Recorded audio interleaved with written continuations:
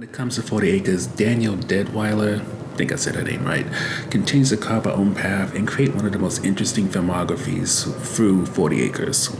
So to summarize the film, Haley Freeman lives on her family's farm, a bit isolated from the outside world, mainly because the government has been overthrown by religious zealots, and being that she is a veteran, she knows what's out there. She knows, especially with her husband being someone who's just as much into farming and homestead life, they figure that they got it on their own and they're able to raise their 4 kids together without needing much from the outside world.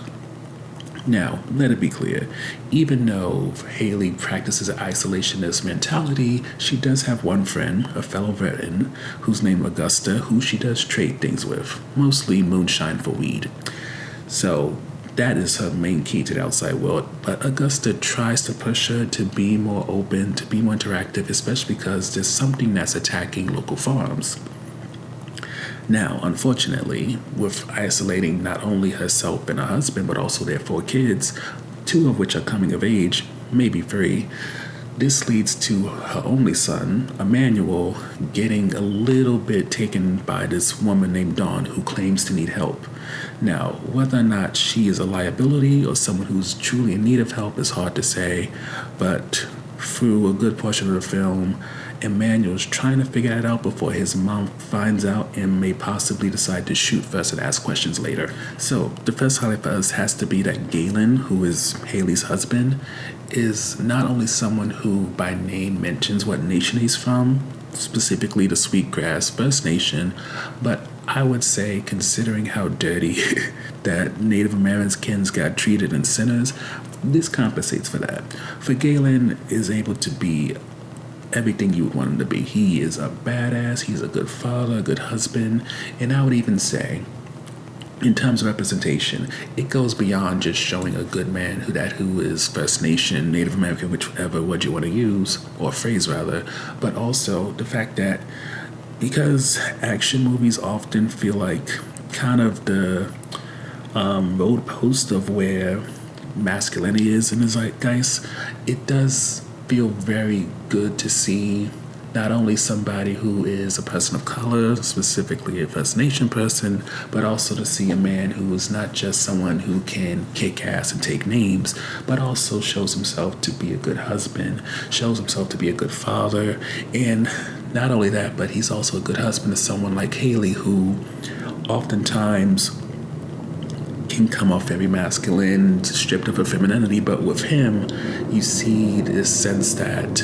she can let her guard down and just be. Following that up, another highlight is just pretty much Danielle Deadwyler as Haley, especially when you kind of flesh out her different relationships.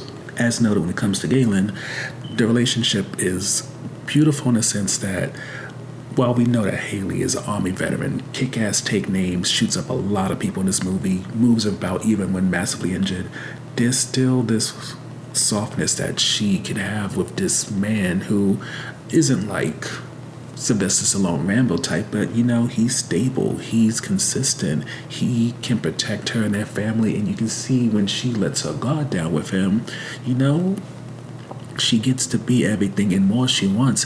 And if you want to look at the bigger thing when it comes to seeing someone like Haley get to do that, it's immensely notable. There's this beautiful dark-skinned woman who has to take on this masculine role in order to keep her family safe, yet with this man, she's able to just sit and be comfortable with what her femininity is. I mean, granted, is she like ultra femme just because her husband is around? No, but at the same time, at the very least, you get a sense that she trusts him enough where there's not a bunch of back and forth. She is willing and able to let him handle things, but at the same time knows that they are ultimately equals, and whatever he can do, she can do, and both know this is true.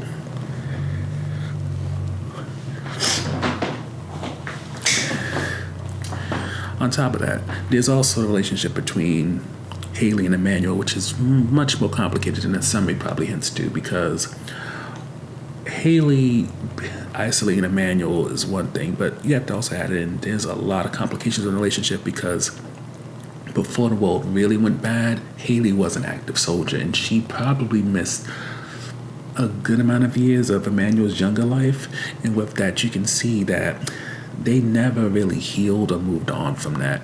Emmanuel's told to step up. He's told to be a man in some type of way. But at the same time, there's also this kind of issue that his mom didn't step up as a mother, and yet she's asking so much of him, yet she couldn't give him the same when he was younger. And granted, was she fighting for the country? Absolutely, but at the same time, he needed her. And there's even a situation where he could have died because his mom wasn't there to take care of him. It's a richly deep and complicated relationship, and thankfully, it sort of operates in a similar manner to Forever, in terms of you recognizing that when it comes to Haley, she's similar to Dawn in a way. She protected her son and did what's right by her son based off of what she knew. And while it's easy on the surface to damn her for that, at the same time, to do so would not give her the credit of being a full-fledged human. And instead, you would just be looking at her through a superficial lens, which would be very unfair. But at the same time, you have to take note that Emmanuel has been hurt by these decisions, and in some ways, he hasn't fully moved on or evolved from them. And while to a certain degree he understands why she made these choices, at the same time, he's still trying to grow beyond any sense of blame, any sense of insecurity, and Emmanuel's still coming of age, and I don't think he's like a 20-something-year-old adult. So you can see when it comes to Dawn and this potential relationship that he could have, it is kind of affected by the way his mom raised him, and it's kind of sad in a way. Which leaves one less character we have to talk about, and that's Augusta. And what we really appreciate and like about Haley and Augusta's relationship is it's where the cultural aspect comes in, because the way Haley talks, it's made clear just as much as Galen is a First Nation person, Haley is a black woman. And so there's some level of automatic distrust when it comes to her dealings with Augusta, but you can tell as they develop a sort of banter and some form of trust between them, Haley starts to really grow to like and even admire Augusta. Plus, with the way the world is right now, you get a sense that Augusta's the only one that truly understands Haley.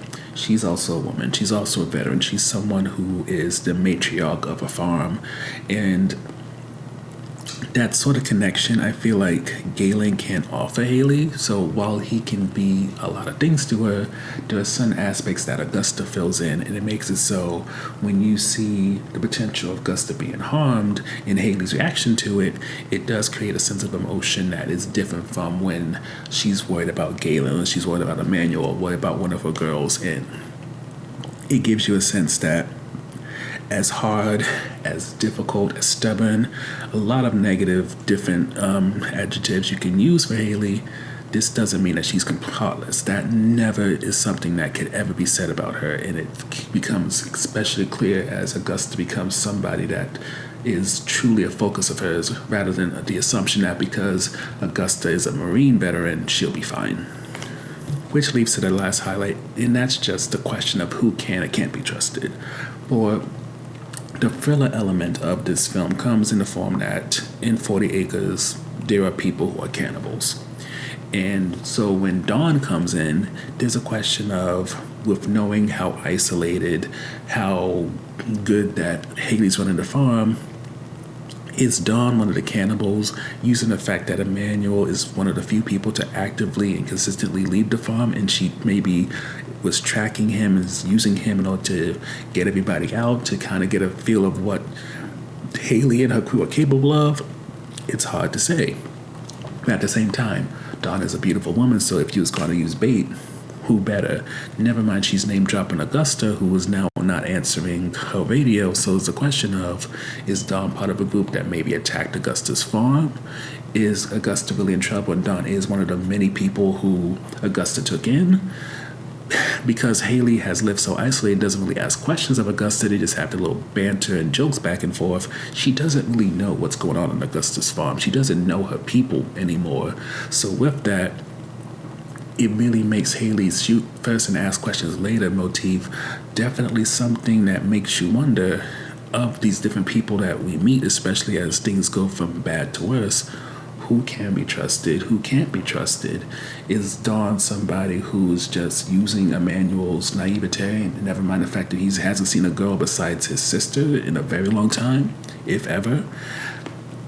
It all makes it so as things start to reach toward the late part of the film and answers start to come out, it really adds a decent punch to the film.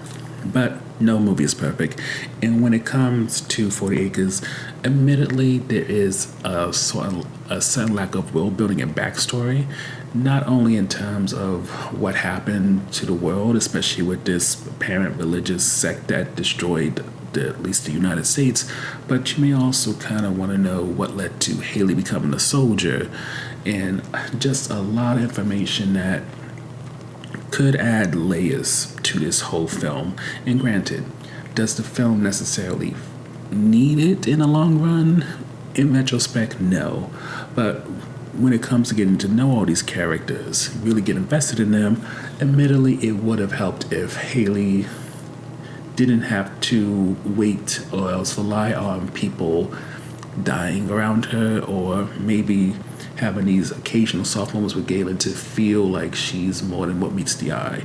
Getting some sense of her backstory besides learning that she was a veteran could have really helped kind of get into character with a bit more ease, rather than have these handful of special moments which for me helped make her full-fledged, three-dimensional, but for others may not have been enough.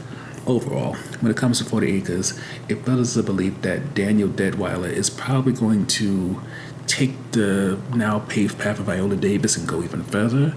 And I would say, as an individual, she has not only really started to build up her own pedestal, but has also excelled in action-oriented roles in a way that not only has brought a sense of humanity, but I would say she, in general, brings a sense of humanity to her roles that not only for actresses, but especially unambiguous black actresses, I don't think has been done in such a consistent manner over the course of all of her roles, with 40 Acres just being another one to prove that it's not a fluke. It's just what she's able to consistently offer.